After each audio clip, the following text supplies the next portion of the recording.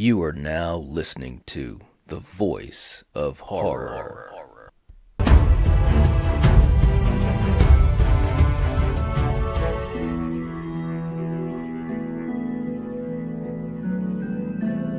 Lock your doors, bolt your windows, and turn off the lights. Make sure the kids are safe at home, cause you're headed to the night watch zone.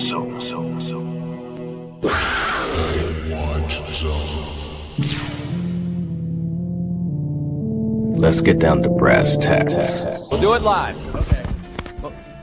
We'll do it live. Fuck it. Do it live. I'll write it and we'll do it live. It's showtime!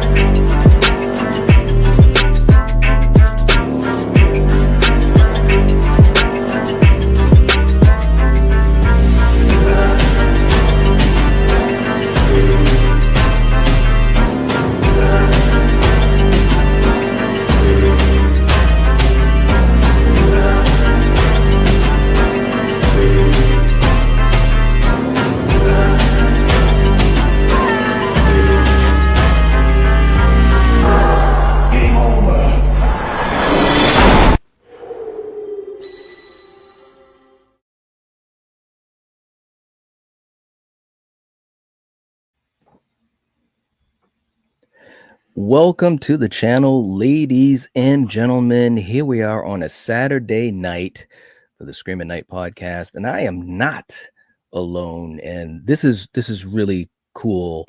And this kind of came together right off the cuff. I have Nate with us tonight, and obviously, Nate, you're just a fixture in the community. You're also a big fixture in the Scream fandom and so forth, with just so many amazing conversations that you've had, especially with my good brother, my dear friend, Steven from Craven Something Scary. Thank you so much for being here tonight, man. I really appreciate you taking the time to hang out with us.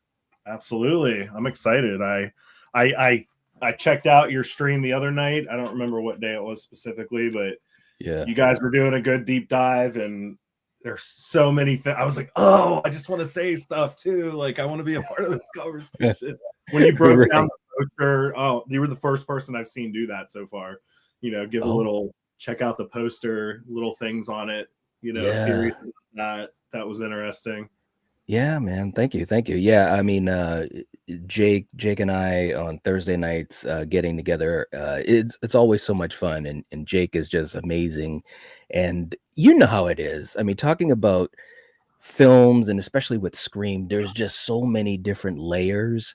You Mhm. know, we were talking backstage, and by the way, folks, we see you guys. Thank you for being here. But I just also want to say on my good friend Steven's channel, Craven Something Scary, I had the pleasure to have been invited to do watch-alongs of the Scream films with Steven and Nate right there live. And man, I was just on cloud nine because number one, being a fan and being able to talk about it with you guys, it was just so much fun as we watched it. So Yeah, for that all was a blast.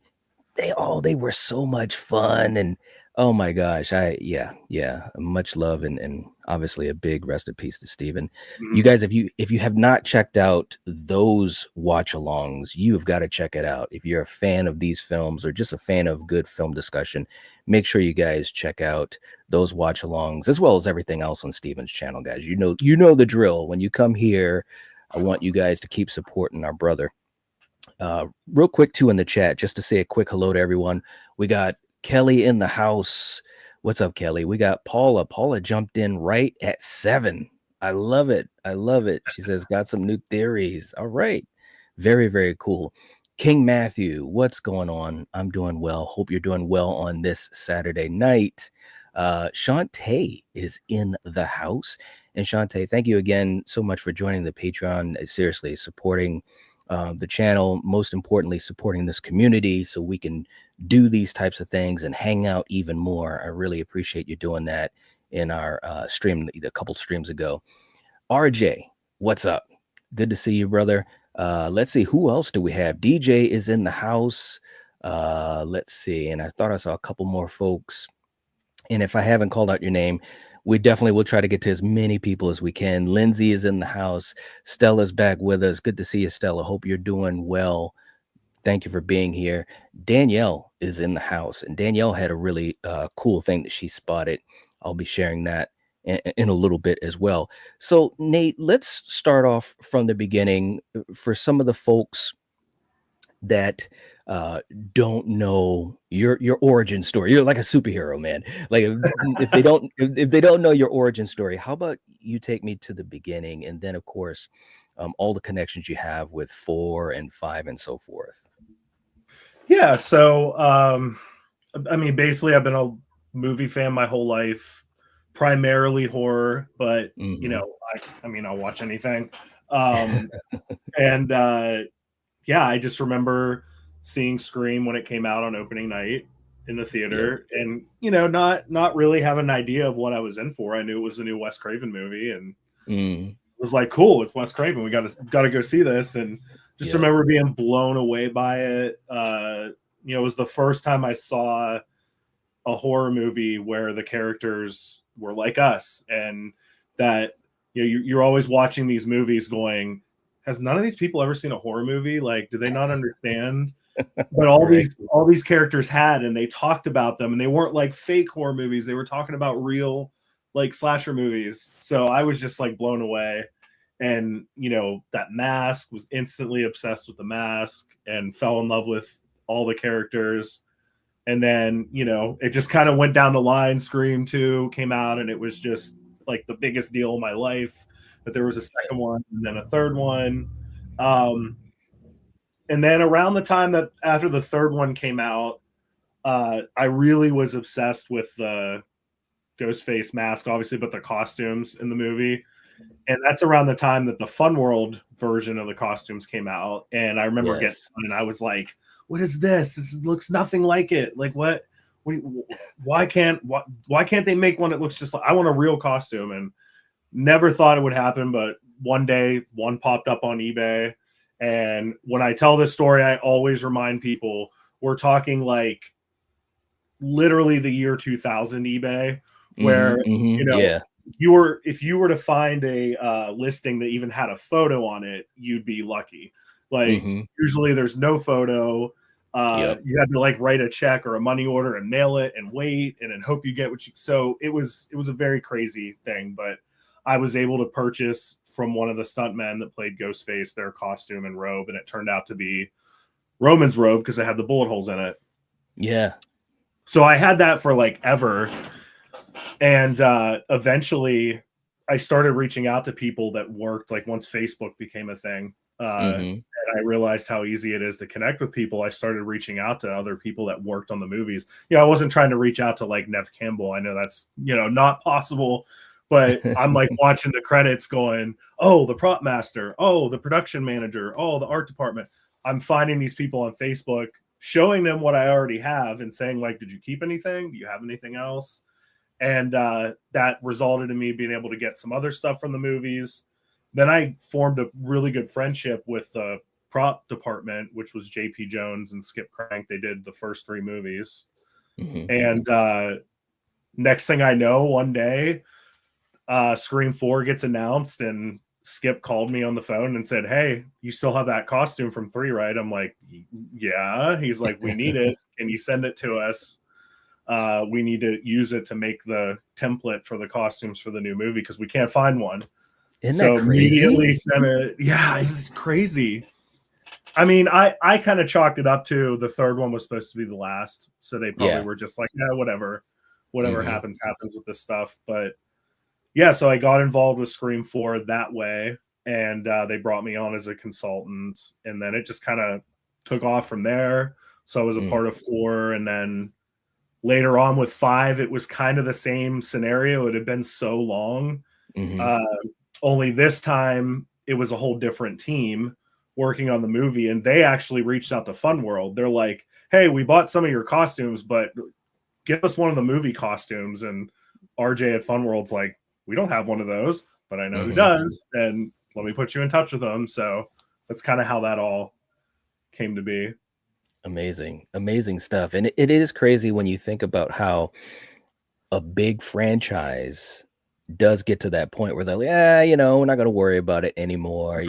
These films that garner success. I mean, we've seen that happen with Halloween, with the original mask and it got all dirty and what smoke and all that stuff. And so Dick Warlock puts it on and it looks so raggedy and Halloween too. Looks like a different mask. It looks different. Yes. It's totally different. It's totally different. But I will say, it seems as though nowadays, and tell me what you think, it seems as though nowadays, well, I don't know, maybe I'm wrong, but it seems like they put a little bit more care into that type of thing, maybe, I mean, than they did back 15 years ago and longer. But it's just crazy to think that they'd get to that point where they're like, this is the only way that we're going to figure it out. I mean, it was great for you. I mean, that was awesome, right? So very, very cool, man. Well, I want to also real quick too in the chat say hi to our general herself. Val is in the house, and as always, 3 steps ahead of me, asking you guys, if you're not already following Nate, make sure you guys do it. We got the link in the chat. We're also going to put the channel link in there too. And also, if you're not following us on Spotify or Apple Podcast or whatever you choose to listen to for podcasts, make sure you guys do that. We'd love to have a follow, a rate, a review, especially on Apple Podcast. That would help us out a lot. Let's get into, we're going to be all over the place tonight. You know how things go. Let's get into 7 a little bit. Yeah. Catch me up to speed on your feeling of the pulse of this film right now. Well, I did a video after the TV spot came out because even though there was very little new footage in there that we hadn't seen before, I felt that what was in it that was actually different was very significant. And I specifically said, I think this 5 seconds here right in the middle changes everything that I thought about the movie, because you see the trailer and you try to, it was kind of like, I look back at the Scream 6 trailer and watching it again, knowing the movie well, I try to remember, like, yeah, I do remember kind of trying to figure out while I watched the trailer the first time, you know, what's going on in this movie, what's happening, like Yeah. how do these pieces go together, what story are they telling? So I had this idea in my head of what Scream 7 was going to be, but for some reason, when we see that shot of the psychiatric hospital, and then those very strange drawings on the wall, which, you know, I assume is part of that scene. Again, it could be some trickery there. Yeah, But yeah. yes, exactly. That and it doesn't even have anything in my mind. It's not just because of the Stu possibilities out there.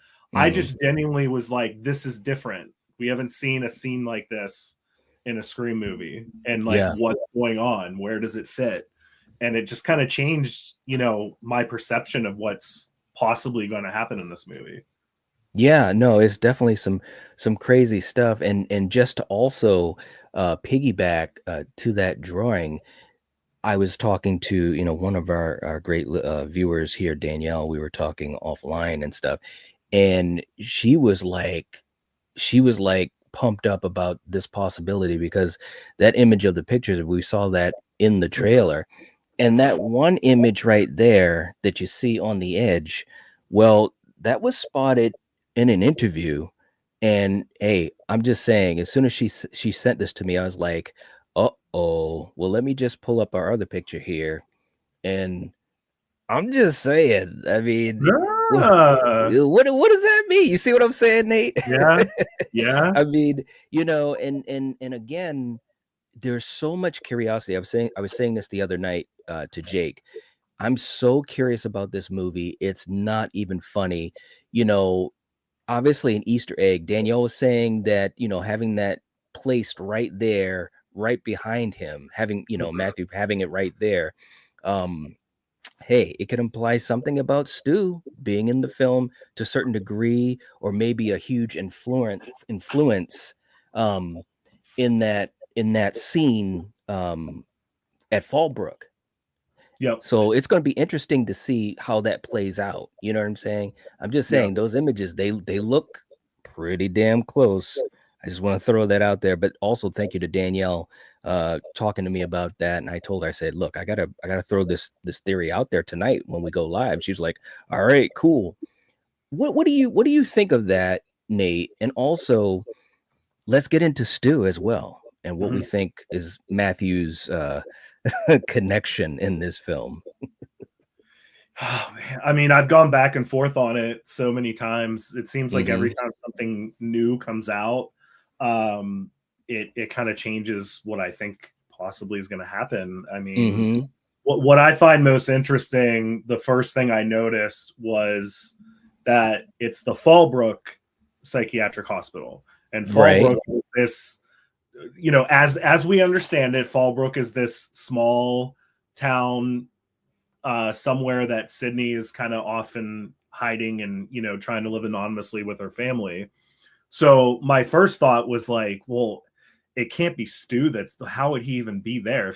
If he's alive and he's in a mental institution, wouldn't he be in the Woodsboro one? How would he just, you know? So then I'm thinking like, but I don't know. Also, there could be some trickery there for the trailer. You know how easy it is to digitally wipe out Woodsboro and put a different thing on that sign?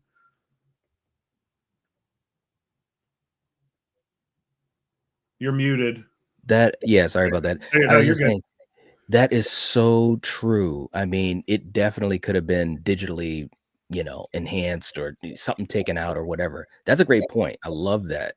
Yeah. You know, I've kind of gone back and forth as far as like my main thing is he alive in the flesh? And I think there's a good shot that he is. I really, really do. But there's been a couple times where I've sat back and said, you know, this might be a very small amount of him in the film through trickery. But yeah, you know, I've kind of gone back and forth on this. Where are you at like right now? And where were you? Let me back up. Where were you after the first trailer as far as whether he's going to be alive in the flesh, and where are you right now, if there's any difference? I think after the first trailer, I definitely felt that there was still a slight possibility that he's alive. Mm-hmm. After the second trailer, I don't know if it changed or not. There was a part of me at first that thought it changed because, again, it's like, well, he can't be in that hospital. He'd be in the Woodsboro hospital. But again, if they're doing trickery, Mm-hmm. I mean, honestly, overall, I think anything's possible. I Yeah, mean, that's true. that's why we go to these movies and love them so much, is because we're hoping to be tricked. We're hoping to be surprised. Mm-hmm. We're Mm-hmm. hoping to have the rug pulled out from under us. It's so true, man, and that could happen. It really could happen. And Daniel, we get the first scoop. No, thank you very much. That was really, really cool and a good catch, a good catch. And the rest of you guys definitely throw in your questions or any questions you have for Nate. We'll try to get to as many as we can. If you send in a super chat, we'll make sure that we get to your question first. And we also do have our night one. We just had our mini stew that was won, and Senior Wilson had won this. And we also are going to be having our mini Billy. This is our mini stew that was just won. Removable mask. We got the removable robe and also the sweater. And we also are going to have our mini Billy tonight. So if you want to be in the drawing, just sending in a super chat, $5 super chat or more, and you can be in the drawing.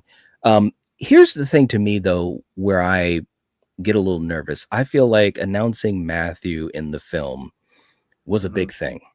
Mm-hmm. But I also say to myself, if he's not going to be alive in the flesh, like let's just say it's voice trickery or something like that. You know, people have talked about the whole deep fake thing, AI thing, or whatever. Let's say that that's all that it is. I would feel like it's, number one, such a missed opportunity, because Matthew is so beloved. The character is so beloved. Matthew is going through a resurgence right now, especially with Five Nights and all that type of stuff. So it'd be such a missed opportunity. And plus, if that's all it is, why announce it? Let us be surprised for that couple of seconds or that brief scene or whatever, and then that's all that there is. Mm-hmm. How do you feel about that? I mean, when they first announced him, like officially announced him, that was my first like indication at the time where I was like, there's no way he's alive, because if he's alive, that's going to be the biggest twist surprise of the whole series. And why would they ruin it by announcing him? And then of course, they announced Scott Foley, and then it's like, wait a second, it's like, what is going on here? And I've heard the rumors of, well, the killer's using like AI to bring these characters back to life. Which, I guess if they use AI video through video calls, we would still get to see these characters. In essence, like we'd still technically get to see Matthew performing as Stu, which would be interesting. But yeah, I don't know. It just seemed like, I don't know if they should have announced him or not. Again, who knows? Maybe maybe there's a reason. Maybe they thought there was no way that they could keep that under wraps. Yeah. That's what I was wondering too. I was thinking to myself, maybe they just figured, hey, there's just, like with 6, all of the leaks that came out with 6, maybe they were just thinking there's no way, of all things we'd want to keep secret, there'd be no way to keep this secret. Right. So let's just put it out there. But for all of us that are doing what we're doing right now, theorizing, we're going to confuse people. And this whole idea of the trickery, bringing back Scott, all of these things make you, gives you cause to pause. And maybe not so much the reveal that he's back is the big thing, but how we get there and why he's back now, 30 years later. Maybe that's the big thing, because I was saying this to Jake, and I could be totally wrong. Let me know what you think. But I think at this point in Scream, the fandom is so smart. I mean, people 10 times smarter than myself, or a lot of us, they already got this thing planned out. You Yep. know what I mean? They're figuring out the clues, they're figuring out who could possibly be the killer just by the casting, you Mhm. know? So maybe the franchise is in a state now where the reveal of the killer isn't really the big thing. It's how Right. we get, it's the journey to that point, Yep. how it's presented, and maybe the why surrounding it. You know what I mean? But I mean, first of all, what do you think of that? Do you think that they just figured, hey, let's just put it out there, this is going to be leaked? Because I just feel like if you're announcing it and he's not in the film, I could just see a bunch of people. I could just see a bunch of people losing their ever loving minds. I Mhm. really do. I really, really do, man. I don't know. I don't know. Yeah. I mean, I agree 100% with what you said too, as far as like getting there and then the why. I mean, I've said for years that, not that I want to be spoiled ever, but Yeah.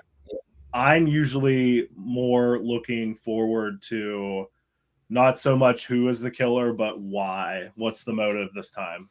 Why did Hmm. somebody decide to do this time? I'm always trying to like figure out like what could the motive be this time. That's what I'm Hmm. so intrigued by with this one based on the trailers, Yeah. because the first question I had after the first trailer was, what reason would this new killer have to burn Stu's house to the ground? Why would they want to do Hmm. that?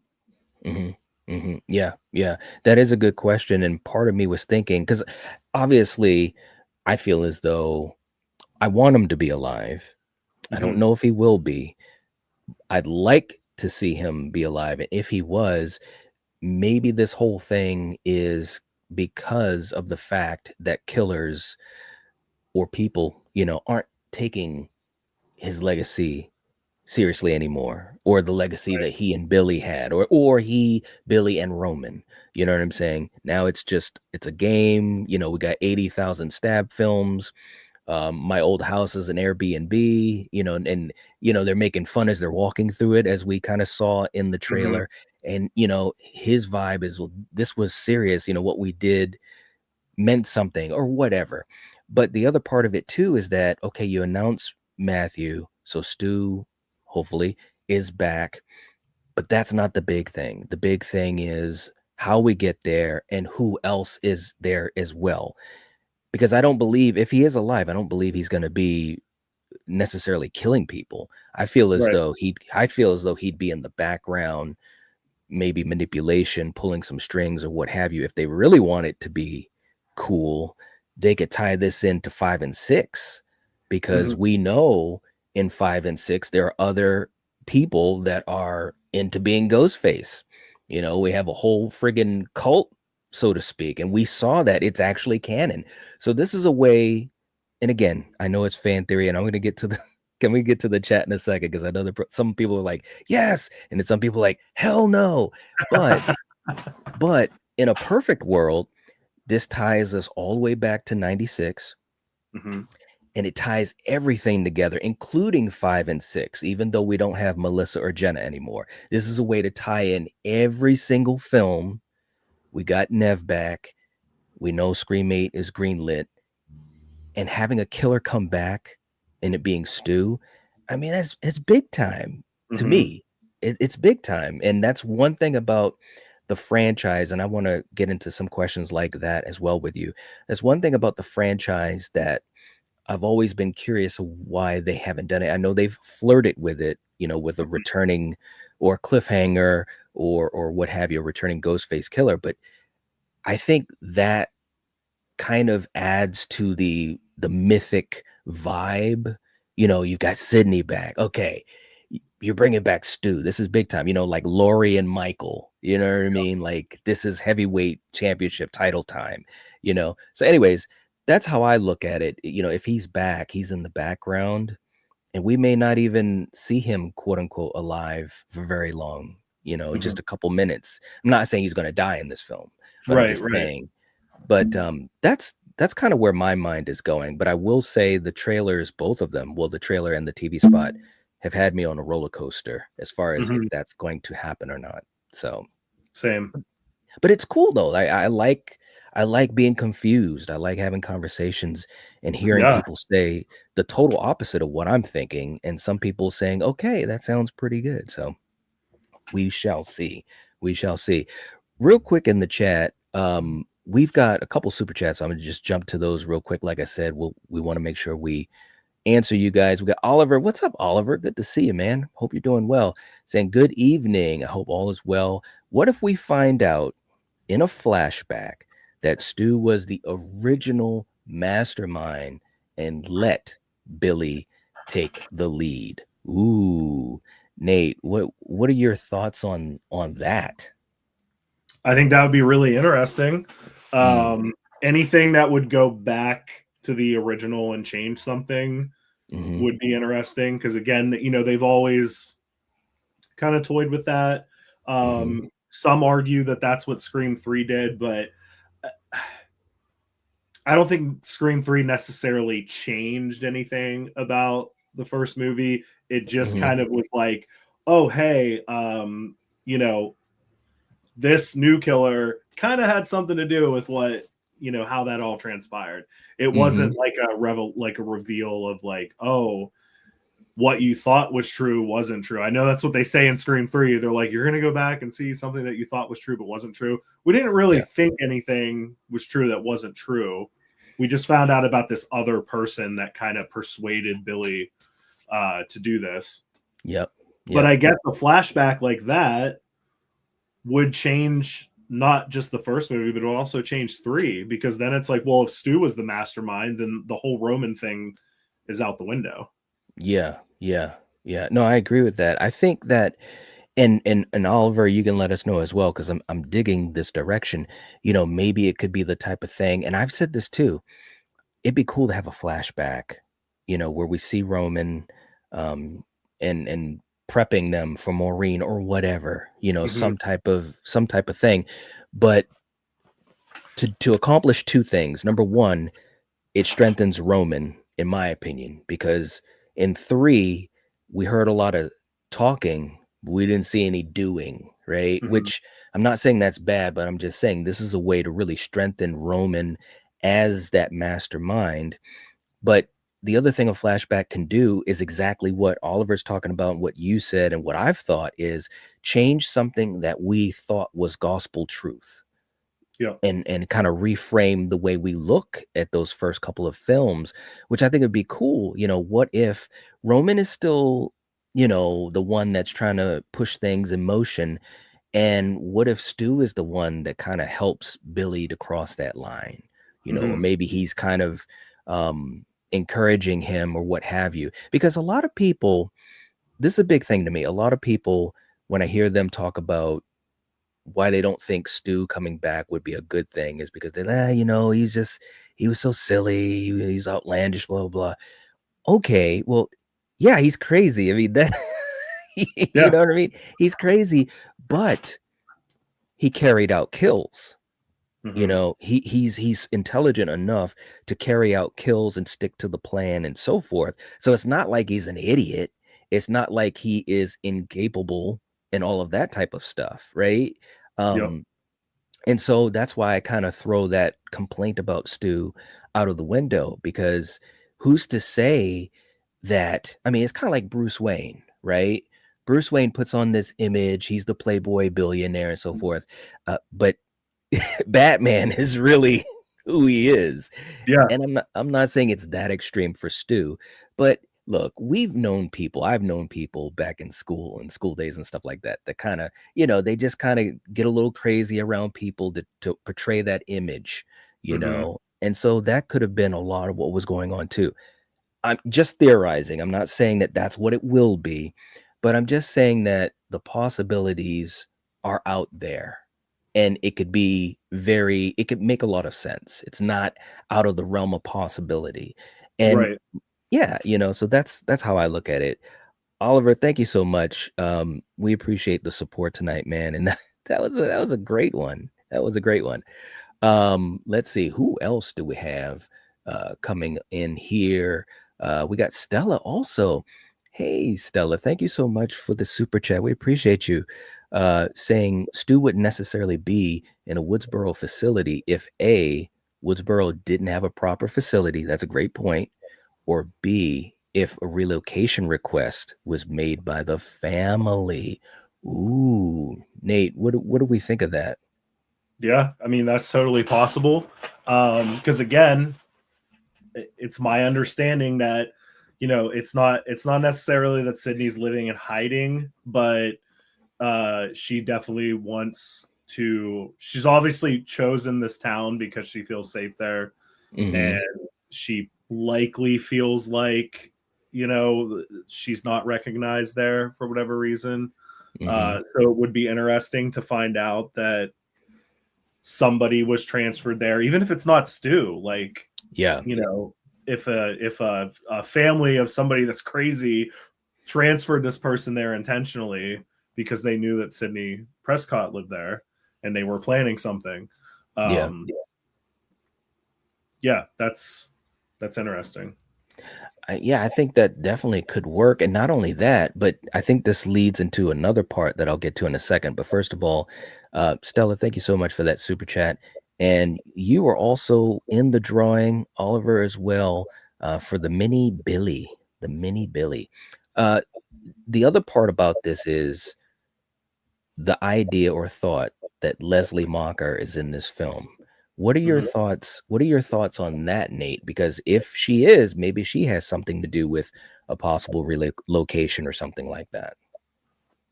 Um, I mean, as I've said, anything's possible. I think that, in my personal opinion, I think that they've done the whole like family member of a previous killer getting revenge thing enough Hmm. that I think it would possibly, depending on how they did it, I think it could kind of be like, again, it's like, oh, you killed my brother, and now I feel like we've seen that. Hmm. Um, doesn't mean that she's not in the movie. Just because she's in the movie doesn't mean she even has to be involved in the murders. True. But obviously, they established, her as a character for a reason. Uh, Hmm. and it's the same writer that wrote 5 and 6. So, Yep. I mean, and what if we ever have someone, and I know this may not sound like a great idea at all, but what if she's in the movie and she has something to do with all of this, maybe helping to position things a certain way, but she's never in a ghost faced costume mhm, and she yeah, never kills anyone, yep, maybe kind of like the middleman. I know that, and right? Yeah, we've never had that in the franchise. Um, no, so, and I'm not saying that's the sexy choice, but I'm right, just saying to further confuse or alienate, or when we have that reveal, like, okay, well, that's different. And maybe Leslie, again, doesn't have anything to do with physically killing anyone or what have you, but she's kind of like just the middleman. Maybe she was the misdirect, those types of things. So, because I'll tell you what, in that trailer, that one ghost face killer, or if it's two, I think it has to be at least two, but they can move. With that one scene where he comes down from the attic, or she oh yeah, I love comes that down from shot. the, Yeah. it's like, man, that's like a Marvel type of superhero jump if I've ever seen one. And so that ghost face killer has to be physically capable and probably young to do that. Um, and a couple of the scenes where we saw Ghostface attacking, like in the kitchen area and so forth, jumping, it's Mhm. like, wow. I mean, this is not Stu. We know that's not Yeah, Stu. they have some Um, agility. yeah, big time agility. So I this is why I'm so interested, because there's so many thoughts about what could be happening. So yeah, I mean, I think if Leslie is in the film, I really think there's a good chance she is. and I think there's a good chance it's Anna Camp. Mhm, I'm mhm. just saying, why hasn't she been in the trailers? Right. I Yeah. have not, we haven't heard, we haven't seen nothing. We don't know nothing. It's as tight-lipped as anything. So that's kind of sus. Yeah, So and all anyways, as far as I understand, all the information out there saying that whoever Anna Camp is playing is Sydney's like nosy neighbor. Well, neighbor. to my understanding, that hasn't been confirmed. I'm not saying it's not, Mhm. but it, in my opinion, until we see it, it's not confirmed. She could be anybody. True.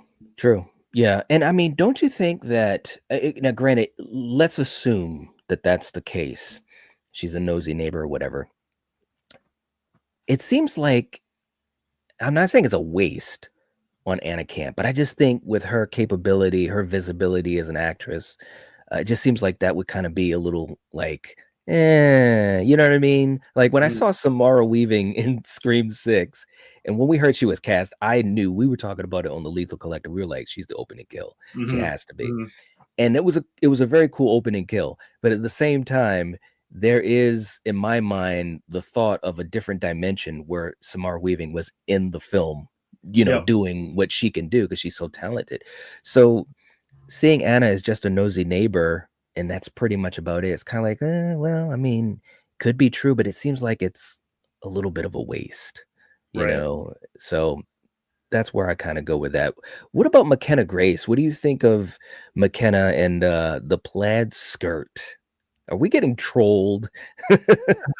I mean, honestly, I hope so because that's I understand the fun behind that, and I like that the costume department, these different people have kind of recognized that, and they try Hmm. to incorporate that here and there. But at the same time, it's like that's a freaking dead giveaway if I've ever seen one. If it is her. Yeah. So yeah, I think we do need a little change up. I think we need a character to wear plaid that's not the killer. Yeah, I mean, and in that first trailer, I mean, she might as well have been just dancing in front of the camera. That's how Mm, that's how focused that mhm. shot of them walking was, and just her skirt is basically talking to the camera, like, "Hey, look at me, I'm Yep. plaid." So yeah, I think it's a chance that we're getting trolled, but and we were talking about this on Thursday night. If Anna Camp is Leslie, could McKenna be a secondary ghost face? Right. Now, there's two things that come to my mind that make sense for that. Number one, they're targeting Tatum, to get to Sydney. So whoever is going after Tatum, you would think they would be in her friend group. Yeah. I couldn't imagine it would be someone in her phys ed class that we see like in the back of the bleachers that she doesn't even really talk to in the film. You know what I mean? Yeah. I've always said that's not Scream. Hmm. Now granted they could do something completely different, Yeah. hey, whatever. But I understand that those type of movies, especially those like Italian Giallo movies, or the Yeah. killer's always like some random person that you see for 3 seconds. Yeah. Uh, and one could argue that the closest Scream ever got to that was Mrs. Loomis in two, Hmm. because she's really not in it that much at all. Right. Kind of to the point where you kind of forget about her until she pops up at the end when Gail's Hmm. on the phone, and you're like, oh yeah, that lady. But I never consider her as a possibility. Yeah. Um, Yeah. but I don't think that's Scream to kind of have somebody that's like, oh, we don't know this character, we've never seen them. I think it always Right. has to be somebody that was established in the Hmm. film. Hmm. Yeah. I agree. I agree. And she's in the friend group, and it's McKenna Grace. So Hmm. again, having a name, and obviously the ability to play that type of character, especially in that last whatever it's going to be 15, 18 minutes after the reveal, and see what they cook up. So Jake has this theory, and I have to agree, it would be pretty sweet. You could have mother and daughter against mother and daughter. And Yeah. and I threw it into Jake, and Jake got a laugh at it. As I said, but you can still have Stu on the sidelines manipulating. You can still have that. And he's like, all right, maybe. I mean, I'm just saying, I mean, I mean, it's that's a really good point though, and it's like, if we go into this movie and right off the bat we find out that Anna Camp's character is not Leslie Mocker, she just happens to be McKenna Grace's mother and their neighbors, I'm gonna be like, oh, we might have mother and daughter versus mother and daughter. Yeah. yeah. I mean, I think, and that could be really cool. I Mhm. mean, just that type of setup, it could be very cool. The thing I did enjoy about the trailer, that it's giving you the vibe, it felt, and I'm speaking more about the first trailer. The TV spot had some great moments too, and we'll touch upon that as well. But that first trailer, you're just getting this vibe that it feels like there's going to be more. It's going to be a scarier film than Yeah. what we've seen in the last Yep. couple of installments. It felt like it was kind of going back to the Wes Craven roots a little bit. That scene in the crawl space. It just looks like it's going to be fantastic. I truly Yeah. hope it is. It I looks have cool. I have high hopes for that scene too. It kind of I'm Mhm. hoping for another, Scream 2 car scene, like where Yes. he's climbing over like I'm hoping for something like that. I am too, man. I really, really am. And we'll see how it goes, but it does feel like there's going to be more of that tension. It definitely feels like, and also the setup looks like it's going to be good character development. Mhm. Sydney as a mother, I can imagine with Kevin behind all of this, Nev might have her best performance as Sydney Prescott in this film. Yeah. She's definitely going to have enough weight to work with, being a mother and still dealing with her own, trauma and baggage, and now with her daughter. Like, I'm just thinking, with Kevin helping to write this thing and obviously masterminding it, just like Wes did back in the day. Sometimes Wes would, touch up a few things, and obviously Kevin can do that as well as anyone. So I just think that this could be a lot of fun, but it feels like it's going to have that old Scream type of vibe. And that's Yep. one thing that really excites me as well. Really, really does. Yep. I agree. All right. Real quick too in the chat, just to jump back with these guys, we got Polar in the house. What is up, bye Polar? Good to have you. Destin's in the house. Good to see you, Destin, from Destination Station. Hope you're doing well, bro. And we got some other people jumping in. Thank you so much for coming in. We've had Nate's link in the chat, and Val, if you get a chance to put that back up, it would be great. Thank you so much. Kelly's coming in, and I've heard people say this too. Some have said if you zoom in on the person in the wheelchair, it looks like Matthew. Hmm. Listen, there was a time when I would say there's no way they're going to spoil something huge in a Scream trailer. Mm-hmm. And then I saw Scream 5's trailer, and and they gave away so much, including Richie, Amber, and Dewey's death, because there is no way Gail would react the way she did in that Scream 5 trailer unless it was Dewey. Yep. So do you think there's any way possible that that's Matthew in the wheelchair? I honestly haven't zoomed in to look.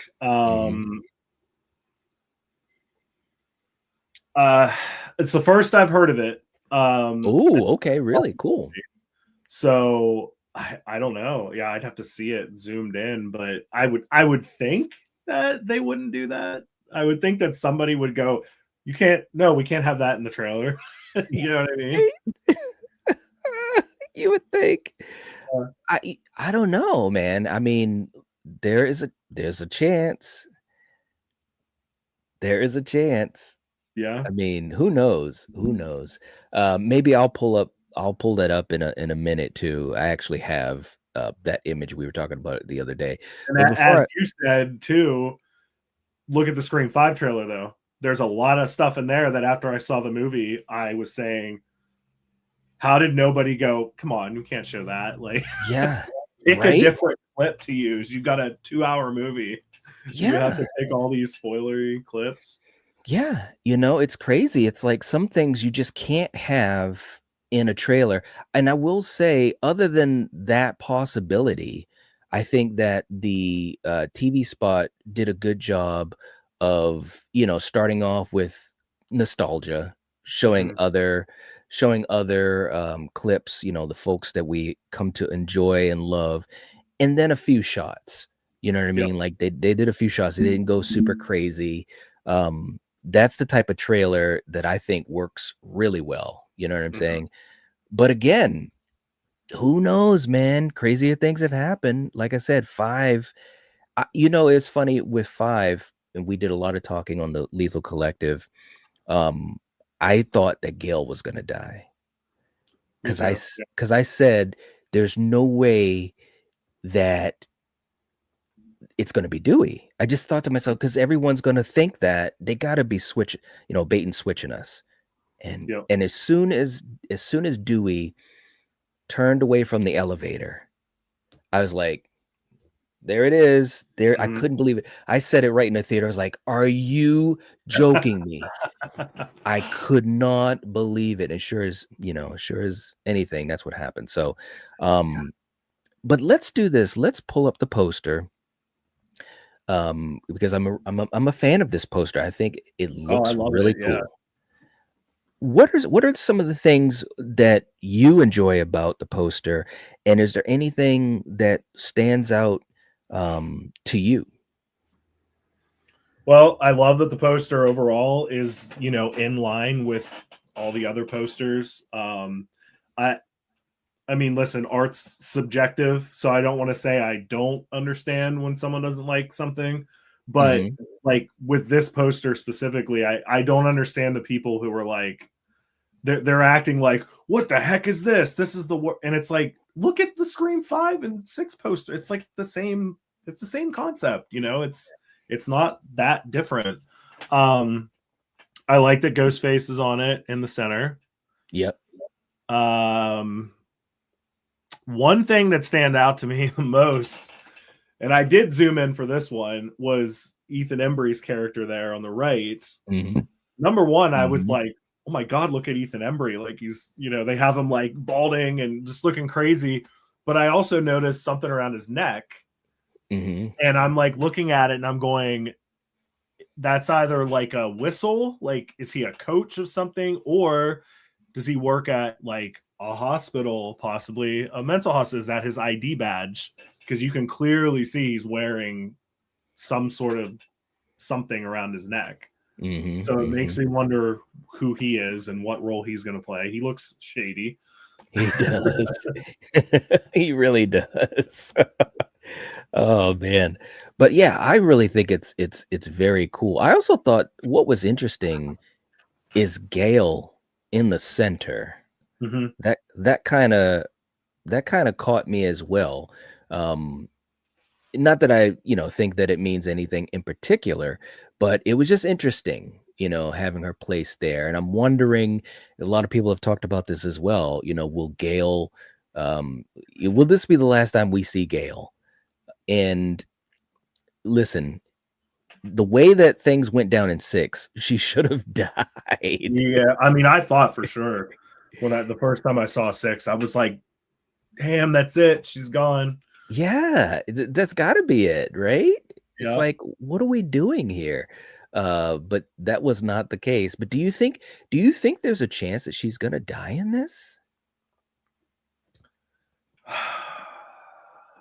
I wouldn't put it past them. I wouldn't put it past Kevin.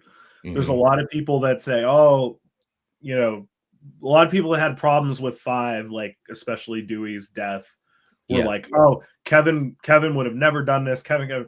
First of all, Kevin encouraged them to do that when he read the script, Okay. Yeah. Yeah. I thought I because heard that. they were like, "We're not sure," and he was like, "Do it, do it." And also keep in mind, Kevin is the one that killed Randy. I mean, That's he's right. not he's not he's not against killing beloved characters in his work. And I know he Hmm. didn't write 7, but I highly doubt if he encouraged it, unless there's plans for her in 8, of course. Hmm. Um, but I also think I mean, it's way out there, but I think it's possible she could be involved somehow. I mean, what if we Ooh. lose Gail because she's involved and she gets killed that way, you know. Get out of here. Oh, okay, well, you gotta elaborate. So how do you think that would go down? Well, and I know some people don't like it, but another thing I've been saying about the Scream films for years, and it's Mhm. so far it's held true. We've had 6 movies, and we've had, as you know, all sorts of. We've had 1 killer, we've had 3 killers, we've had 2 killers, we've had girl killers, boy kill. We've had it all. Yep. One thing we've never had in the Scream series is a survivor of a previous film coming back in a sequel and then being a killer. Mm. And I'm not Mhm. saying it has to be like a legacy character like what they did with I Know What You Did Last Summer, but you know, there's a lot of characters in these Scream movies Yep. that you know come back for other sequel, and we've never seen that. We've never seen a character that is a good guy as far as we know. They survive Mhm. one attack and they survive one film, they come back for another one, and then they end up being the killer in the next one. We've never had that. Yep. That's true. I mean, look, I mean, of course, execution is always everything. We talk Mhm. about that a lot. That would blow my mind. I can't lie. That would literally blow my Oh mind, yeah, mine too. to have Gail do that. But there are ways that you can kind of wordsmith this a little bit, because what if she's forced to do something? You know what I Yeah. mean? Like, what if, I mean, and I'm going way out there. I'm not saying this is what I think, but I'm just saying, what if they threatened one of the Meeks twins or something like that, Mhm. and she has to do something, whatever it may be. I'm not saying she's going to put on a robe and knife somebody or whatever, but I'm just saying, what if it's something like that? I mean, these are things, and this is where I want to go as well. These are some of the things we've never seen in Scream, in a Mhm. Scream film. And I do think it's great possibility for this film and the future, because we know this is not, well, we know eight's already greenlit, but we know there's going to be other films after eight. That's Mhm. just, this Right. is Might one not of be the, right away, but right, right. there's yeah. Yeah, I mean, this is a legacy. This is one of the big horror legacy horror franchises. So they're not going away anytime soon, especially with the money that was put out to acquire the rights to the Yeah. Yeah. franchise. Yeah. So yeah, so I mean, like, there are a lot of things that they can do, and I would love to see something. I want them to swing for the fences. I really do. Like, I would be as happy as crap if, when I'm in the theater, that my jaw is dropping Mhm. with some stuff. You know, the last time my jaw dropped was Jill. Yeah. You Yep. know, that was you know, a real drop. I think Amber's reveal in 5 was that quick moment That with the was gun. great. Yeah, that was Yeah, great. Yeah. you know, and I give credit, and you know, and I've said this before. I've come around on Amber quite a bit, because I do think that there was some fun that Mikey had, especially Mhm. in that moment and after the reveal. But Jill is really the last time that as soon as that mask came off, I was like, what the you know what? Mhm. You know, and everything after that. So I'm hoping that this movie can do things like that, even if it's crazy, or even if it's something that I didn't think could happen. You know what I mean? So that's where I am on that. Real quick too, in the chat, just jumping back to these guys, we got Oliver coming in again. Thank you so much, Oliver. We appreciate you. I think there will be a minimum of 3 ghost face killers in 7. And once we think the last one is killed, Stu walks through the door to set up 8. Ooh. Could it be that cool? Because that would be cool. I'm not gonna lie. As a Stu fan, I'd be like hooting and hollering in the theater. How do you feel about how do you think people will react just in general if there is a cliffhanger? Because it'll be the first time that it's ever happened. Yeah. I think that people will be okay with it as long as I mean, again, just like with any cliffhanger, those last couple of minutes have to hit. Mm-hmm. You know what I mean? Like, people have to be on board with what you're setting up for the next film. I've theorized that Stu's revealed at the end. It might be the type of thing where Sydney maybe doesn't even know, Right. you know, Yeah. uh, for all we know. I don't know, but I do think that in general, I think it'll be fun, and I would like to think the fandom in general will appreciate them doing something different with this film. Because again, this is the 7th film. We're talking 30 years. Yeah. That's a long time. And you've got to start trying to find a way to do something different where you're respecting what came before, but you're trying to push the franchise forward. And Mm-hmm. that's tough. I mean, it's almost impossible. I mean, look at what happened with Halloween Kills and Halloween Ends. Well, really Ends. I think Kills, to me, I think Kills worked in general. There were some cringy moments for sure, but I think Oh yeah. Kill, Yeah. I think Kills was a Michael movie, and we never really had a Michael movie. I mean, Michael killed everybody. Literally. He really did. And as a fan, I'm like, yeah, that's what I want. And then of course, Ends tried to swing for the fences, and I think that a lot of it didn't work. Mm-hmm. Um, Yeah. A lot of it didn't work for me, but at the same time, I appreciated it for what they tried to do. yes, Because yes, again, it's always a catch-22 with stuff like that. It's it like is. they make Halloween 2018 and Halloween Kills, and everybody's like, oh my gosh, it's just Michael killing people, and it's the same old thing. Do something Yep, different for once. They do yep, something different, and those same people are like, what the heck is this? Who's right, this Corey right, guy? Why would they do this? We don't want right. him, we want Michael. Yep. It's crazy. It's crazy. I mean, I do think with Ends, and I know it's probably some people in the chat like, wait a minute, why are we switching over to Halloween? This is just for a second, because they know I love Halloween too. But yeah, I mean, there's some things that I really do appreciate about it. And overall, I don't think it's a bad movie. Right. Yeah. I saw it in the theater and I was still like, okay, all right. I saw, some things I like, some things that were kind of like, head scratching. But as I watched it more, I was getting what they were trying to do. There were still Mm-hmm. some choices that I think were kind of a little iffy, but overall they were trying to do a different type of film. And I Yeah. get that. They're dealing with almost 50 years of being a franchise. So back to Scream 7, I mean, they've got to start opening this thing up and Mm-hmm. pushing the mythology, because the thing about Scream is probably got one of the widest lanes you can operate in for horror films, because Ghostface can be anybody. Mm-hmm. Ghostface can kill for any reason. Mm-hmm. Ghostface could be anywhere and could attack anybody if that's what they chose with the story. So Yeah. the gift and the curse of the franchise, the way I look at it, is that it's a character driven franchise first, whereas Halloween, Elm Street, Friday the 13th, that's the villain that is in the Mm-hmm. forefront. With Scream, it's reversed. We loved Dewey and Gail and Sydney, and then of course for these two films afterwards, Sam and Tara, the core Yeah. four, the Meeks twins as well. So it's a strength because you really get attached to these characters. They're usually more fully formed than most horror films, but how long can they survive?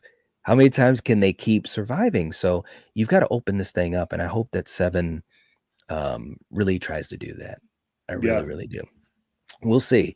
Oliver, thank you so much. We appreciate the super chat and all the support. And Oliver, you have another entry into the drawing to get the mini Billy Ghostface. Thank you so much, brother. We appreciate you. We also have Hollywood Guy coming in. What's up, Hollywood Guy? Good to see you, brother. Hope you're doing well. Saying hello, Knight and Nate. Don't hate me, but I'm going to say this. What if Gail is the mastermind in 7? I love this. What if she has a secret hatred for Sydney? Holy moly. Okay, where are we going to go with this, Nate? What are you thinking? Well, and one thing we didn't talk about with the TV spot yet Yeah. that really stuck out to me was the killer telling Sydney over the phone that I've been planning this for a long time. So to me, that right away tells me that whoever the lead killer, we'll call them, assuming there's more than one killer, whoever the lead killer is not one of the kids in the friend group. Okay. Yeah. Right. I mean, have they been planning it since they were 3? You know what I mean? Of course, we don't know how long a long time is to anybody. Yeah. But it sounds to me like they're implying like, oh, I've been wanting to do this for a very long time, but I intentionally waited until now to do it for a reason. So I think that even goes further to say that I think you're right. I think what we're going to get, if we get at least 2 killers, I think we're going to have an adult and a teenager. Yeah, that's kind of what would make sense to me based upon what we've seen and heard, and also casting as well, but also just where it seems that the film is going. You know, again, if you're targeting Tatum, it just makes sense for you to be in the friend group. But at the same time, because Sydney is back, I don't necessarily see some rando coming into this film and being like, yeah, you know, I always wanted to kill you, Sydney. That's why I masterminded this for my buddy or whoever to target your daughter. Like, yeah, that could work out fine if it's executed. Kevin's great. Yes. But it just feels like it's bigger now. It just feels like you're bringing back Scott Foley. You announce Matthew. All of these, you know, the trailer and the TV spot is basically what they're writing on the screen is Stu is back. That's all I keep, you know, because everything is pointing to Stu or the possibility that it's very closely linked to Stu, maybe Leslie or whatever. Right. So, yeah. I think if Stu's not alive, then whatever is going on has something to do with him. Like it's very linked to him in some way, shape, or form. And I don't think it's going to be as simple as like you said, some random person that's like, oh, I was obsessed with the original murders and Stu was my favorite, so that's why I'm doing all this. I don't think we're going to get that. Yeah, it just feels like that's not big time enough. You know, I mean, again, I could be totally wrong. I'll tell you what, when I see this, we'll obviously be talking anyways, but I'm definitely going to be ready to send some messages after I see it, you know, because I'm just so curious. But anyways, Hollywood Guy, thank you so much for the super chat and the theory. We appreciate it. Who knows? Maybe it is going to be Gale. Talking Star Wars is coming in. Thank you so much for the super chat. And you also will be in the drawing for the mini Ghostface Billy, saying, I still think Anna is Ghostface, but now I don't know. We don't see her in the trailer or spot unless I'm missing something. As far as I know, we have not seen her. I have not heard of anyone saying that they saw her, because I sure as heck didn't. No, I mean, I didn't go through it frame by frame. I try not to do that. Yeah. But to my knowledge, we haven't seen her. Yeah, and I just think that that's telling. You know, it's like, well, if she's just a nosy neighbor, you know, why not show her? I mean, there's, you know, and you could still have a scene where there's not a lot of context, but there she is. If she's just a nosy neighbor, it just feels like, I don't know, it just feels like there's something more important going on. But again, maybe they're trolling us. Thank you so much. We appreciate it, man. Seriously. And we also have a channel member anniversary for Paula, 15 months. Thank you so much, Paula. Always love to have you here. Saying Ethan Embry's character could be Stu's father. Is it possible? Is it possible? I think he's a little too young, in my opinion. But hey, makeup. I mean, look at him in the poster. He's like, you know, he does it. It took me a minute. I remember when the poster first came out, I looked at it and I was like, isn't Ethan Embry in this movie? Where's he? And I was like, oh my God, he's that guy. Yeah. Yeah, I mean, I guess it's possible. I mean, the only thing to me though about that is, and again, we've been talking about the whole family angle and this and that. I just don't know. Like, I don't know. I don't know how I feel about that. That's actually got me stumped a little bit, Paula. I'm serious. I don't know though. I don't know. But hey, if it happens, Paula, you'll be the first one I say, Paula knew. Paula knew. Thank you so much for the support too, Paula. Seriously, you rock. We got Kay in the house bringing in a super sticker for $5. Thank you so much, Kay. We really appreciate that. And you also will be in the drawing for the mini Billy. We're hoping to have the wheel spin on Tuesday night. So thank you so much, and we appreciate it. Oliver also coming back in. Thank you, brother. Saying mini Billy Ghostface will go well with my mini Billy Jigsaw doll. That's great. Yes, you did win the mini Billy Jigsaw doll. Yeah, it was really cool. I was wondering what you guys think. Can the Scream franchise survive without Sydney as a character after Part 8? Oliver, you read my mind. I was going to go there as well. Nate, when we think about the franchise going forward, let's assume that this Sydney arc is going to wrap up in 8. Maybe it won't. Maybe it's going to be a 3-parter. But will the franchise be able to survive without Sydney, and how? Well, I think honestly, I think 6.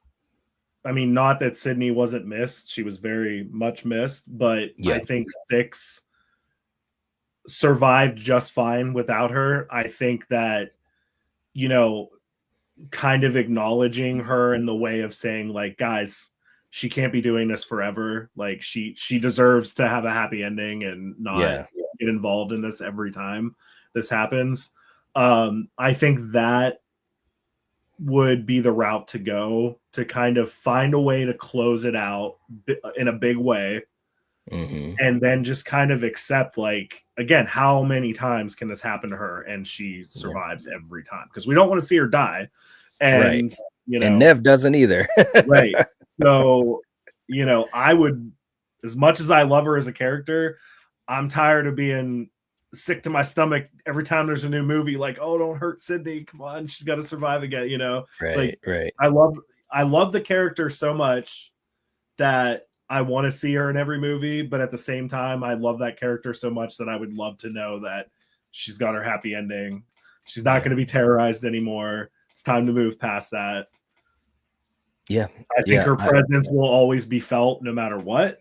But I don't think she needs to be the center focus of every single Scream movie that's ever made. Yeah. No, I totally agree. And I do think, I think the franchise has to also kind of look at the future like that. You know, I think it's inevitable. You know, Halloween went through it, and obviously in this past trilogy, they brought Laurie back. But I think it was more so, and I know Jamie Lee Curtis has said a lot of stuff since then, but I mean, anything's possible, but, you know, I don't think she's going to be coming back. You know, franchise wise, it doesn't make sense right now anyways. Right. It felt like the trilogy was a way to give her the big send-off, so to speak. And I fully expect and hope that the next Halloween film, which again is going to turn 50 in 2 more years, the franchise, I'm hoping they go in a new direction. You know, obviously a new timeline, maybe change up the mythology a little bit, and you can still have some great stuff with Michael Myers and so forth. So the Halloween is kind of the advantage Halloween has is that they went into different timelines. So that works. You know, if they all of a sudden say, hey, we're back to Smith's Grove right before Michael escapes, and instead of going after Laurie, Annie, and Linda, he goes after some other people for whatever reason. Scream has always been that one story. Yeah. So, which is a strength. So I just feel like if this isn't supposed to be a three-parter angle with Sydney, send her off in 8. Happy. She's gotta be happy, right? Yeah. And let's move forward. Let's really open this thing up because there's so many things that you can do with Scream. There really is. Yeah. So There could be a killer. There could be a Ghostface killing spree in Paris. I mean, yep, in this world, Ghostface exists everywhere because of the stab movies. So, yep. I mean, you could have, and I had thought that this might have happened in 6. What if you had 2 sets of Ghostface killers, that weren't working together? Maybe it was a I don't want to say competition, that sounds cheesy, but maybe that's kind of what it is. They're not working together, they're kind of working against each other. I mean, it sounds kind of cheesier saying it than in my mind, but hey, if it's written the right way and executed the right way, that could be a really interesting angle. We could have a Scream film, which I think if Stu comes back in the flesh, shown at the end or revealed at the end or whatever, you could have Scream 8, if it's a cliffhanger, you could have Scream 8 kind of be from the POV of the killer for a decent amount of the film. That would be different. yeah. I mean, what they wanted to do with Scream 5 before Wes passed away, Jill was going to be coming back. Mm-hmm. Someone knew that she was a Ghostface killer. That would have rocked. Yeah. Yeah. I That would have been mean, wild. yeah, so even back then they were thinking of new ways to keep this franchise going and yet stay fresh. So I think it's very possible, and I think it could be successful. And I think it's necessary for them to open new doors. Oh, yeah, for sure. Yep. Yep, absolutely. Oliver, thank you so much, man. That was that was a great question, and we appreciate you, brother. Seriously, thank you so much. And again, you have another entry in the drawing. And real quick too, Hollywood Guy came in as well. Sydney can be like Laurie Strode. She did battle with Ghostface. Now she retires, leaving her daughter as the new lead. That's a good one too that I forgot. Do you think they're setting up Tatum for future installments after 8? The only thing that scares me about that is I don't see Sydney staying out of it if her daughter is the new Sydney. Mm-hmm. And I think the only way that would work is if she gets killed off. And obviously we don't want that to happen. So Right. Yeah. That's a good point because she wouldn't turn her back on her daughter. yeah. I mean, they'd have to come up with they'd have to workshop that story hardcore for Tatum to be dealing with a Ghostface killer and Sydney not getting involved with it, in my opinion. I don't see how. I really don't. But I think in these movies, if it is just 2 movies, I can see some of the parallels that they had with Halloween 2018 and Kills, where in those stories, Allison really took a big part of the story, and Laurie had her part, and of course Karen as well. So, I think that this could be a parallel where in this film we're meeting Tatum, getting to know her, and maybe in 8 she has a bigger presence or a bigger role or something like that. I can see that happening, but beyond 8, I'm not sure. Right. Just not sure. That'd be tricky. Hollywood Guy, thank you so much for that super chat and a great question as well.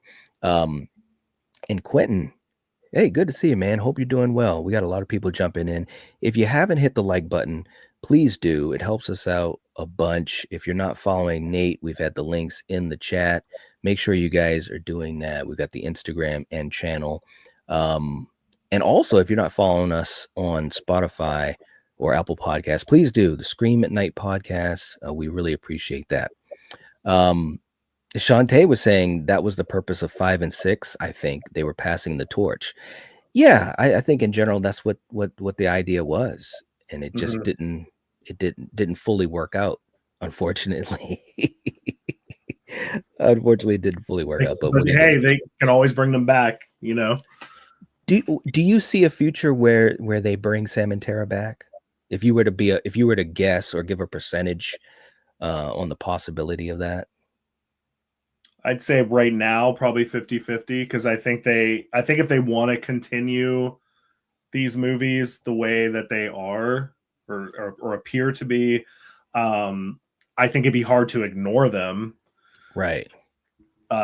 Especially if you're gonna move on from Sydney. And I'm not saying that the only answer to moving on from Sydney is to go back to Sam and Tara instantly, but I think they were so prominent in 5 and 6 that I think it's hard to just kind of well, just forget about them. Yeah, I agree. I mean, it's an interesting situation too, especially with the twins coming back. Mhm. I think we're gonna have that type of vibe, just like in 6, where it's mentioned, Sydney's, she needs her happy ending. She's safe, the kids are safe, Mark is safe. So I assume we're gonna have that type of shout out to Sam and Tara. You would think, especially with the way that Chad was getting so close with Tara in 6. Yep. So yeah, we'll see how that goes. Quentin is also talking about something that's interesting. A lot of people have talked about this. Kirby is low key. You got to watch her. Do we think we'll see Kirby in this? People have talked about a secret cameo. To me, it would work because obviously she also was in 6 and she works hunting those Ghostface killers. I think it's very possible that we see her. I think it's more likely that at the very least, we're going to hear about her. I think I think she'll be brought up for sure, whether we see her or not. But I think it's possible that she could have a cameo in it. Yeah, I'd love to see it. I mean, I think Hayden is great. I love the character, although I will say I think they kind of shortchanged her a little bit in 6. I feel like they had the bones, but we didn't get enough. We didn't get enough inside about her. It felt like they didn't let her cook. She's a character that was so spunky and fun in 4. And obviously we all get older and stuff, but she didn't hit whereas Dewey in 5, I felt as though that was David's best performance as the character. And Dewey's one of my favorite characters in the whole franchise. But what they gave him to work with was phenomenal. He delivered. He was great. Whereas with Kirby, it was cool seeing her come back, and obviously the callback to 4 and surviving. It was cool seeing her hunting Ghostface killers and stuff like that. But I didn't get the full meal. I got an appetizer, So so hopefully if she is in this or mentioned, maybe that'll set up something for the future. Maybe, who knows? Yeah, I'm sure she'd be happy to come back. So I don't think it's a case of her not wanting to come back.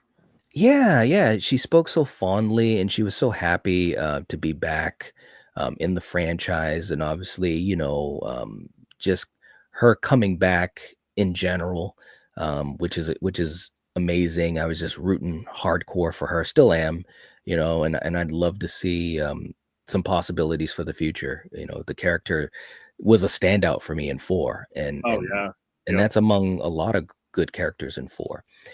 Speaking of the past, we've talked a lot about 7. We'll probably do a little bit more before we start to wind down here, but I did want to throw out a few things at you. And Val, also thank you for putting the link in for the podcast. Again, guys, if you are not following us, please do. It helps us out a lot. And we've got some really cool stuff that we've done on the podcast and stuff we're going to do, and some things planned. Let me ask you this, Nate. When we think about this franchise, in your opinion, and I know this might be cheap, so I'm not trying to throw cheap shots, but which Ghostface killer in the franchise would you say is the scariest? The scariest killer in the franchise so far. Mm-hmm. I would have to go what's a tough one? Right? I know. My initial thought is Mickey in Scream 2. Mm-hmm. And my reasoning for that is because he's not from Woodsboro. He has no connection to what happened before, no connection to anything whatsoever. He's just freaking psychotic. Yeah. And was brought in to help and was willing to do this. Obviously for Mrs. Loomis, but I guess it's just the fact of like he had nothing to do with anything. Yeah, that's a good point. I definitely think he's got to be up there. Timothy Oliphant. First of all, I love Timothy Oliphant. I mean, he's just absolutely fantastic. Anything that he does, I'm ready to watch it because he's just money. Yep. But you're right. I think his mindset being so fractured, but also his physicality, just very physically capable.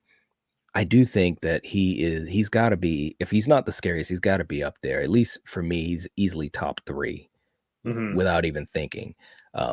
Yeah. And some people in the chat, and I knew we'd have some folks also saying, hey, what about Roman? Hey, Matt and Quentin saying Roman, they're going with Roman.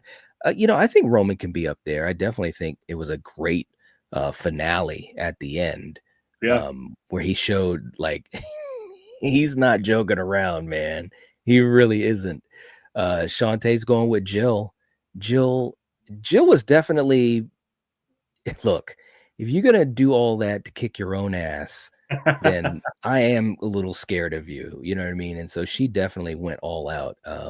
I can agree with that.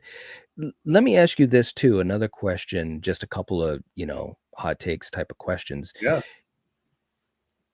Excluding the original, because I think we all hold it very high. It's the movie that started this. To me, it's the movie that saved the slasher subgenre and horror as well at that point.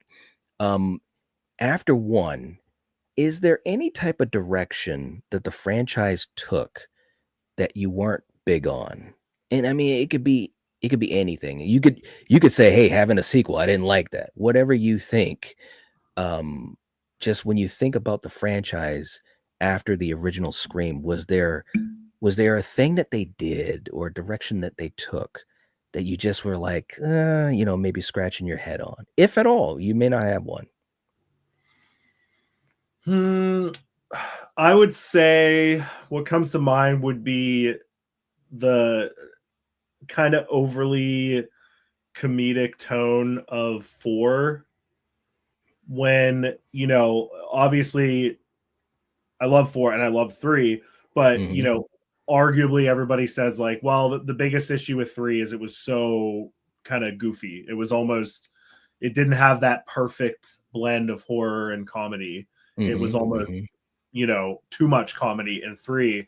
And I remember like during the process and pre-production and all that stuff with 4 that everybody involved was like, oh, we're going back to, scary and gory and, none of that silly stuff from 3. And I feel like that's what I was expecting.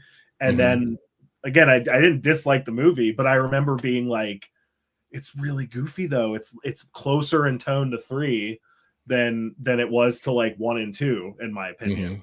So that was something where I was like, I feel like 4 would be perfect if they just lost some of those really silly moments that it had in it. Interesting. Yeah, I mean, I definitely agree. It was closer to 3 than 1 or 2. I definitely can agree with that. I mean, some of the characterizations and stuff. But I will say, where does 4 rank for you in the franchise? Is 4 in your top 3 or bottom 3?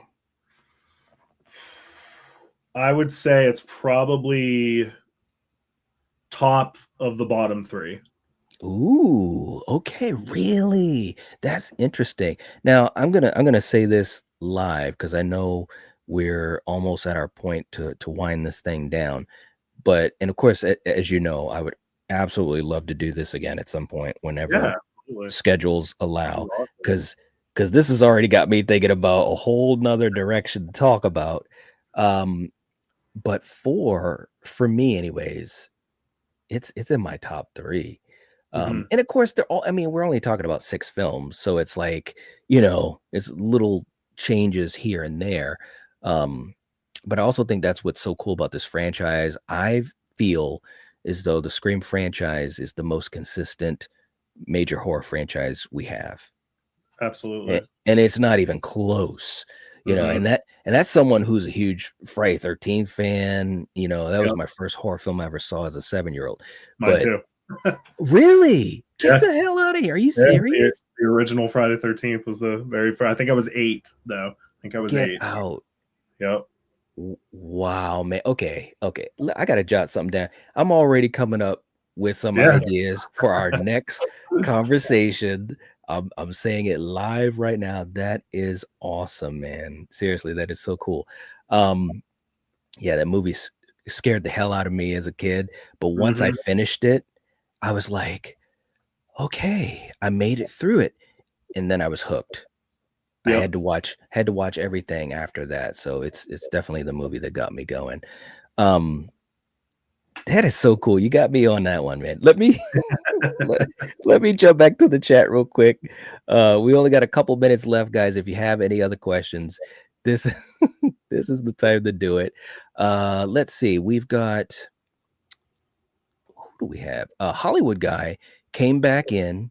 Thank you so much, brother. Saying, since there's a heavy focus on the insane asylum, what if Jill is there after her brains were scrambled? She escapes, maybe becoming Ghostface. Is there any chance Jill? Some people have talked about this, that Emma Roberts is the secret cameo, or that Jill will be in this film in one way or the other. What do you think about this possibility? I know it's going to go against what we talked about theory-wise for Stu, but I really think that police board in 6 kind of squashed a lot of that, where it had all the killers and it said death, you know, had their death years listed. I think, I don't. She looked pretty dead to me. I'll say that. All right, there you go. Hollywood guy, thank you so much. Seriously, we appreciate that. And I absolutely love Jill and Emma Roberts. I mean, if there was a way that they could make that work, I'd be open to it, but I don't know. I don't know. Bronson, also with a channel member anniversary, 7 months. Thank you so much, bro. Saying off time. I love Bronson. He's always saying off topic. Today is Jim Carrey's 64th birthday. I didn't even know that. 64. That's crazy. That's making me feel old. I know. Have you seen The Number 23? It's an underrated horror film starring Jim Carrey. I never saw it, but I heard it was pretty good. Yeah, I don't think I've seen it since it first came out, which obviously was a long time ago, but I don't remember, having any problems with it.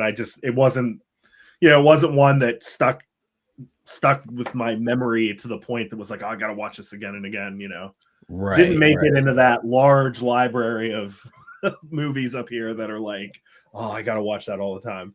Yeah. No, I got you. But, I heard it was pretty good. And Jim Carrey's talented, man. He's definitely talented. And I, seeing him in a couple other serious projects. Yeah. I mean, I'm sure it was pretty good. But I never got a chance to see it. So Bronson, one of these days, maybe I'll have to check it out. Thank you so much for the support, though. We really appreciate you, man. And Oliver jumping in again, another entry in the drawing for the mini Billy, who without the Ghostface robe, right there.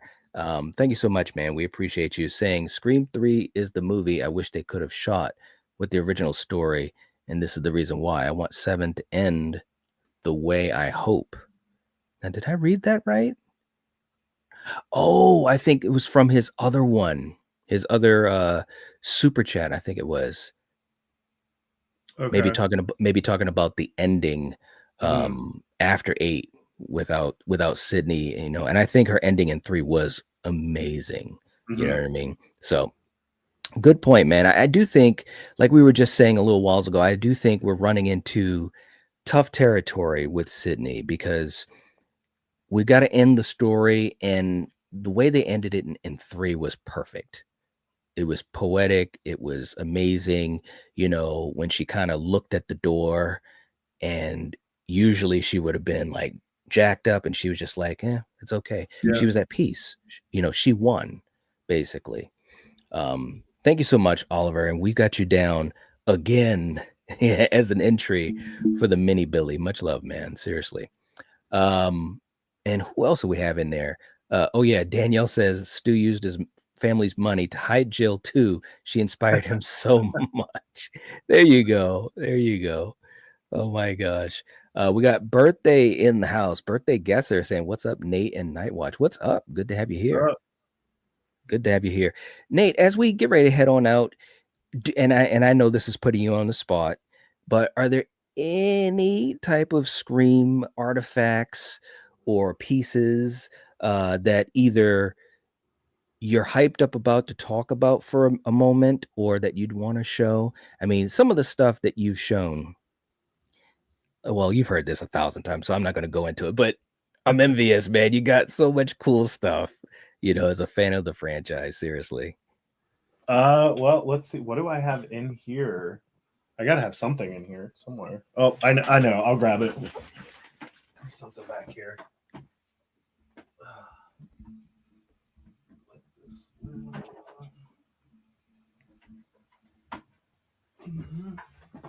Oh, wow. This is basically the main hero mask from Scream 2. Get out of here. I like to think it's Mickey's mask. That's what I call it. Oh my gosh, that looks amazing. It's really hard to see in the light because it's really faded, but it was gifted to Skip, the prop master, from Wes after the movie wrap. So it's signed to Skip from Wes Craven. Oh my gosh. On it, and he had it for a very long time, and then I ended up getting it off of him. Oh my gosh, man. That is awesome. Wow. That's probably my favorite. Jeez, that is crazy, man. Seriously, your collection is crazy. I mean, do you ever sit back and just say to yourself, I can't believe that I've accumulated these things? Does it ever get like, really? Oh, yeah, all the time. That's crazy. Especially when I watch the movies, I'll be watching them and I'll just go, when I watch these, like, you know, when I was much younger, if somebody would have been like, someday you're going to have that exact thing in your house. I'm like, what? No way. It's not possible. Yeah. Very cool. Very cool. Wow. Awesome, man. Thank you so much for sharing that. Yeah. And this might be the last question. And actually, birthday guesser came right on in.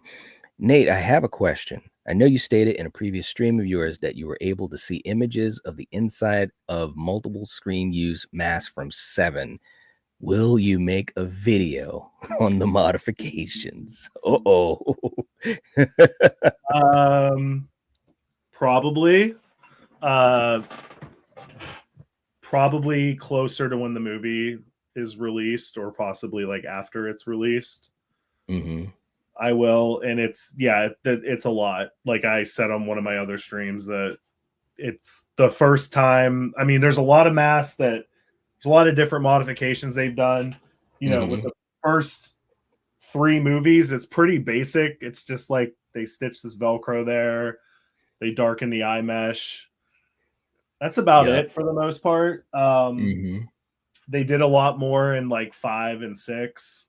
And then with 7, when I saw the inside of the 7 masks, I was like, what am I even looking at? Like at first I couldn't figure out what they did to it. It's insane. There's a lot going on inside there. Wow. That's so crazy, man. Seriously. I can't wait. Because again, these are things, it's just so cool to see folks that are able to keep these things not only alive, but the stories, the people involved, you know, and you've been so kind and generous to share that with all of us, you know, obviously on your channel and other channels, obviously with our wonderful friend Steven. And it's really kept the community, I don't know, it just makes it feel like we're kind of on the inside a little bit too. Obviously, Yeah. we're on the outside, but at least we've heard some things and we've seen some connections to these people and to the props and to things that we never would have had the opportunity to do otherwise. So, man, thank you so much. That is Yeah. awesome. It's so cool. Um, Hollywood guy jumped in right at the end. Last question, Nate. How do Oh. you rank? Oh man, come on. Okay, now listen. I will say this because we do hope to get together again soon. Obviously, Scream's going to be out in a matter of. It's just crazy that it's a matter of weeks. That Yeah. it's going to be coming out, but we are going to try to get together again soon, and hopefully we can do that. And this was something I was going to speak to Nate about, but Nate, if you want to answer that tonight, you can, or if you want to tease it, it's up to you, man. I'll leave it up to you. But Hollywood guy, we do appreciate the question and the support. We really do. Yeah, I think I can give you my current ranking. That's the thing with these movies, it changes all the time. All the time. Right. Sometimes I'll just be sitting there thinking about it. I'm not even watching the movies. I'll just think about it and I'll go, hey, you know what? I've always said that this is in third place for me, but I think maybe it's fourth and this one's in so it changes all the time. Right. But I will say I'm going to go with in order, best to worst, even though there's not a worst. They're all great, but my favorites in a row would be Scream 1, Scream 2, Scream 5, Ooh. Scream 4, Okay. Scream 3, and then Scream 6. Okay. All righty. And that's again not saying that I dislike 6. Right. It's just currently at the bottom of my list. Yeah. I mean, I think I feel the same way whenever I talk about these films. I love all 6. I'll watch all 6. I've watched all 6 many times. 6 is also at the bottom for me.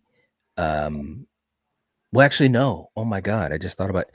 I'm not gonna reveal that. Probably But changed though, right? well, it has changed. Yeah. But it's in my bottom 3. I'll just say that because I'll tease this too. Because again, I wanna get a little deeper into that with you if we can get together and and it do might this change by the time we talk again. So there you go. Oh my gosh. Well, Hollywood guy, thank you so much for that. And all of you guys, thank you for the support tonight and the super chats. It's just amazing. You guys are amazing. Make sure, again, I want to say this before we get out of here. If you're not following Nate, make sure you're doing that. We've had the links in the chat. Obviously, we've got the Instagram and we have the channel, Ragon Productions. So make sure you guys are following. He does wonderful stuff. Obviously, you could tell he's cool as ice cream. And again, anyone that joins us in the chat here, or if they're able to be on panel, if they're a YouTube content creator or another creator, we want to try to support them as much as we can. That's what's so great about this community. It's like a family. So make sure you guys help to support Nate. Make sure you hit the like button. It helps us out as well. We appreciate that. Leave some comments in the comment section. We'll continue the conversation there as we always do. I know we couldn't get to everybody, but we try. And, we also want to make sure we're respectful of Nate's time. So Nate, I'll meet you backstage for just a quick second. But for the rest of you guys, we will catch you soon. We hope you have a good night. And as always, if you're watching this, if you're listening to this, you are the Night Watch. Peace.